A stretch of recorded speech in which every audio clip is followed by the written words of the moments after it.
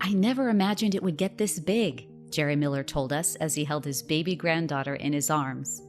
Of course, he was referring not to his granddaughter, but to his woodworking shop where we stood together during a visit. In 1997, Jerry was just getting into the woodworking business and started talking to William Troyer. At the time, William was running a shop building bedroom furniture.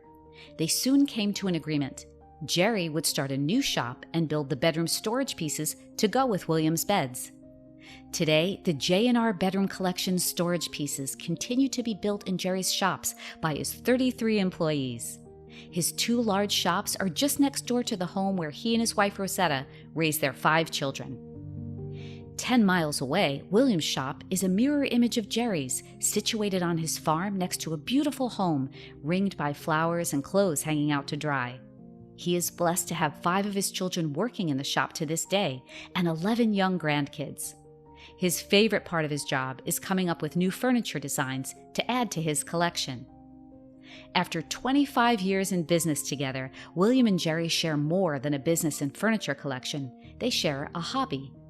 Outside of William's home and shop, dozens of dark birds flitted around between white bird houses on stakes.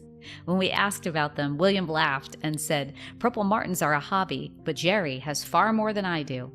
We came to find out that around 400 purple martins nest on Jerry's farm every summer. From 1997, when they built just a couple of pieces a week, to today, as they build 75 or more every day, some things have never changed. Jerry's favorite part of his job is still, quote, "satisfaction about building quality furniture and having happy customers." William agreed, saying, "We are really just trying to make good quality furniture that won't need to be thrown away in 5 years. So, look for J&R Bedroom Collection furniture for a large collection of beautiful bedroom sets built in Jerry and William's shops in the heart of northern Indiana. By the end of our chat, the wood shop was closed for the day, and Jerry's kids and grandkids lounged in the shade between the shop and his house.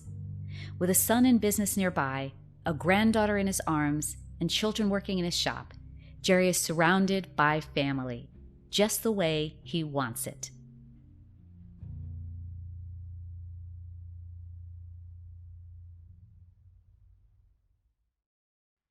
Thanks for watching. Click the link to visit us at DutchCrafters.com. Talk to you soon.